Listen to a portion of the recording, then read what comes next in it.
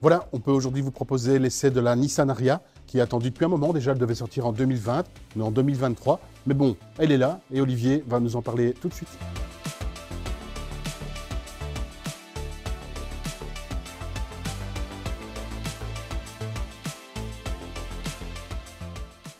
Salut Olivier, Salut Laurent, ça va? ça va bien? Eh bien écoute, cette Nissan Ariya, on la découvre enfin. Et au niveau du style, c'est tout à fait nouveau dans la gamme, rien à voir avec la Leaf. Non, rien à voir avec la Leaf. On retrouve quand même le dessin de la calandre des Nissans actuels. Si on est attentif, on voit aussi qu'il y a pas mal de capteurs. Ouais, j'ai remarqué ça. La Nissan Ariya est vraiment une voiture très technologique. Ça, on le verra pendant tout cet essai vidéo. C'est vraiment une voiture très technologique. Elle est vraiment très bonne au niveau de la conduite semi-autonome. Oui, c'est ça. Bon, après, je dis c'est nouveau. Après, on reste toujours dans les mêmes formes de voitures électriques, un peu aérodynamiques, comme ça. C'est pas si surprenant que ça. Non, c'est pas si surprenant. D'abord parce qu'elle est lourde. Elle fait plus de 2 tonnes. Alors, ce qui est assez surprenant, par contre, c'est qu'ils ont vraiment fort insisté sur la ligne de coupé. Ouais. On a l'impression que c'est un coupé qu'on a posé sur un dessous de SUV. Ouais, c'est ça. Parce que la garde au sol est quand même fort élevée. Ouais. C'est une très longue voiture. 4,60 m, 2,78 m d'empattement, c'est vraiment une très très grande voiture. Et effectivement, tu l'as bien dit, la ligne elle descend très très fort. Ouais. Alors, crossover coupé, comme on dit. Crossover coupé. Petit désavantage, c'est que ça pénalise un peu le volume de coffre. Ouais, on n'y voit pas grand-chose. On n'y voit pas grand-chose quand on conduit. Et puis, le volume de coffre, on perd un peu ici. Enfin, le coffre est quand même assez étriqué, petit par rapport à une voiture de cette taille. Alors, il y a encore une chose qu'il faut regarder, c'est quand on va à l'intérieur. Quand on va à l'intérieur de la voiture, si tu regardes, tu vois quand même que la finition est quand même... Oui, c'est assez chic. Ouais, elle est assez chic.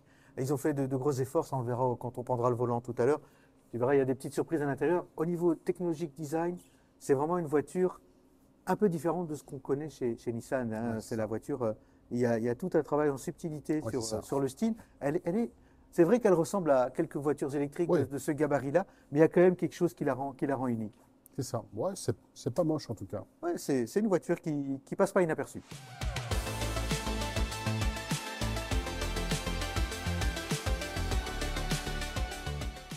Bon alors Olivier, ce moteur, on le connaît déjà, c'est celui de la Renault Mégane. C'est celui de la Renault Mégane E-Tech. Alors tout d'abord parce que c'est la même plateforme, c'est MFEV. Alors c'est un moteur synchrone à électroaimant, c'est-à-dire pas de terre rare, c'est pas un aimant, c'est pas une pièce, c'est un électroaimant, c'est toujours mieux. Et alors c'est le même moteur, mais c'est pas tout à fait les mêmes spécifications. Okay. Plus puissant? Plus puissant, 22 chevaux en plus, 242 chevaux. Et tu as une idée pourquoi? Non. Parce que c'est pas la même batterie. C'est pas le même fournisseur de batterie et la batterie de la Nissan Ariya est beaucoup plus importante. Elle fait 87 kWh utile, donc c'est une grande batterie et ça permet d'avoir plus de puissance au moteur aussi. Grande batterie, donc à recharger, ça prend du temps. Ça. Alors oui, il y a un chargeur intégré qui n'est pas toujours triphasé, ça dépend les finitions et les modèles. On a chargeur rapide, 130 kW, et ce qui est bien, c'est que c'est plus le standard japonais CHAdeMO, mais c'est une prise combo CCS. Ah ouais, qu'on trouve partout facilement. Qu'on trouve partout. Presque partout. Oui, presque partout. Ce sont les bornes les plus courantes en Europe. Et donc, c'est plus facile de charger l'Ariya que de charger la Nissan Leaf, par exemple. Ok.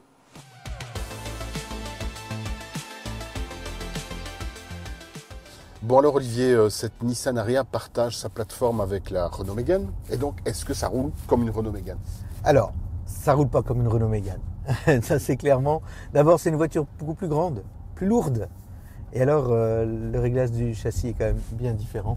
Ouais, c'est plus confort, quoi. Ouais, mais ceci dit, tu sens quand même ici sur le revêtement, on sent quand même bien le revêtement. Ouais. C'est confort, mais c'est quand même assez... C'est tendu. Assez raide, c'est ça. La suspension, l'amortissement quand même assez ferme.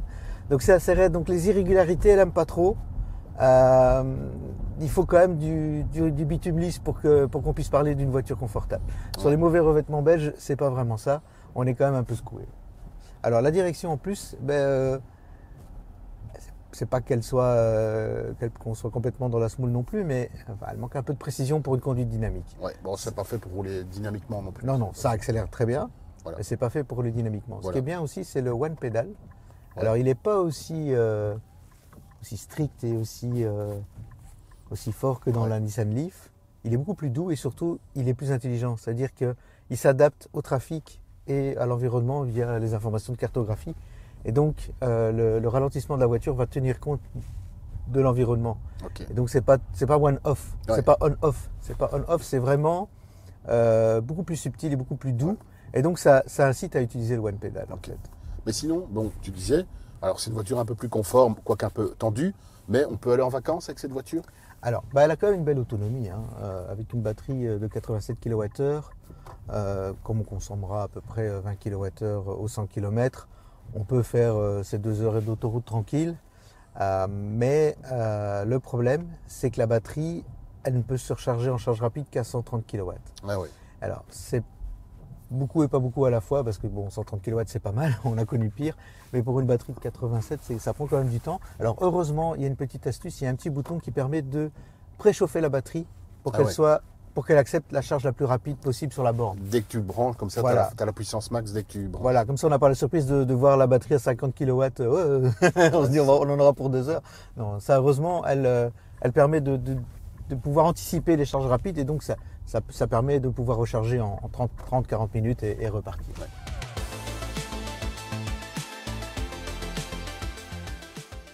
Alors, sur l'habitabilité, j'ai mon petit avis, mais donne-moi le tien. Comment tu te sens dans cette voiture? Alors, il y a un problème. Ah, Tout oui, d'abord, d'accord. j'ai mon genou qui tape ici. Ça m'arrive pas souvent, je suis pas très grand. Et en plus, on est assis bizarrement. On est haut, C'est une voiture haute, on est très haut, même moi, je suis presque au plafond. Ouais, c'est pas évident. Et en plus, les sièges sont un peu durs quand même. Et alors, ils ont ce rembourrage. Là, moi, ça va. Mais je pense que quelqu'un comme toi qui a un peu plus de carrure. Moi, je suis un peu plus à l'étroit. Tu te sens un peu serré quand même. Alors, je suis pas un géant, mais là, tu vois, j'ai l'impression d'avoir la tête au plafond. J'ai pas beaucoup d'espace. En même temps, c'est pas inconfortable non plus du tout, je tiens à le dire. Mais voilà, on se sent un petit peu compacté. Hein. Ouais, par contre, à l'arrière, il y a de la place. Ça, c'est bien. Donc, les passagers à l'arrière sont plutôt bien lotis. Il y a le toit panoramique. Donc ça, c'est toujours sympa pour quand on est en famille. Par contre, il y a un truc super cool. C'est les boutons ici. Ça j'adore. C'est même pas des boutons, c'est directement intégré. Voilà. Ça, il faut montrer. Il y a des boutons comme ça, rétro-éclairés dans l'insert en faux bois, comme ça. Voilà. C'est très joli, vraiment. Alors, par contre, Nissan est allé un peu trop loin. Je vais appuyer sur ce bouton et tu vas deviner à quoi ça sert. Joker. Ouais, voilà, ça vient de s'ouvrir. C'est une boîte à gants qui s'ouvre électriquement. Et en plus, tu vois, ça marche pas à tous les coups. Parce que là, avec ton genou, ça a bloqué. Ah oui, voilà. Voilà. Alors, maintenant, ça marche. Voilà. Il faut laisser son doigt, c'est compliqué. Ouais, ça fait son effet, mais disons que c'est pas très pratique. Ah non, c'est pas très pratique. En plus, on quitte les yeux de la route pour ce bouton. On doit regarder la boîte en même temps. Ouais. Si ça on appuyait qu'une seule fois, que ça s'ouvrait tout, ça allait, mais là, c'est compliqué. Et en parlant de choses haute technologie, où on est peut-être allé un peu trop loin, il y a ce rétroviseur. Ah oui, un rétro, c'est un écran, c'est pas un rétro en fait. C'est un écran. Alors l'avantage, c'est qu'il n'y a pas d'angle mort, hein. On a une vue beaucoup plus panoramique. Désavantage, ici il pleut, on roule doucement, ça va. Mais sur autoroute, avec les projections d'eau, ça peut salir la caméra. J'ai eu le cas. Alors on doit passer en manuel.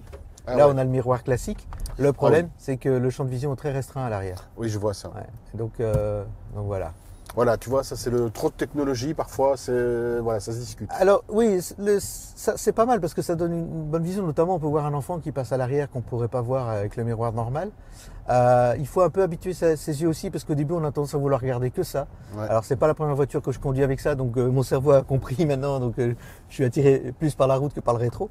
Mais effectivement, on a toujours la possibilité de passer en miroir classique. Je pense que c'est le genre de truc, alors on aime ou on n'aime pas, mais les gens qui aiment la technologie en général, ça ils vont adorer par contre.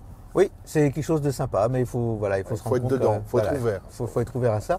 Mais ceci dit, quand tu vois la voiture qui est derrière nous, on a une belle vision panoramique de ce qui se passe derrière nous. Hein. Ça, c'est vraiment pas mal.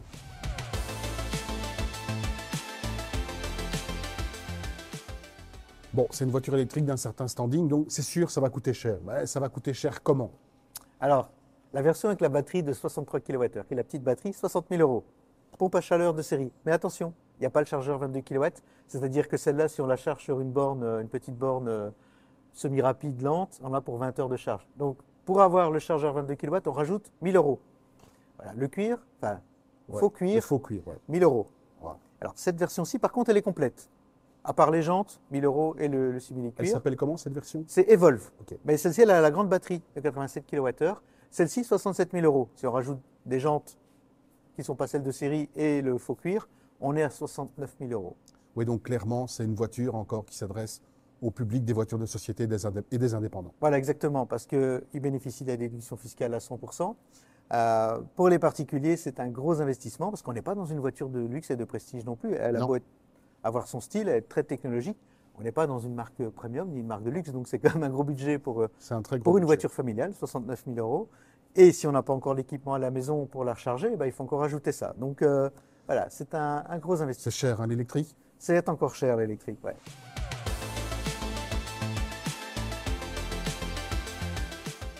Bon alors Olivier, la Nissan Leaf, c'est une voiture électrique qui a connu un joli succès.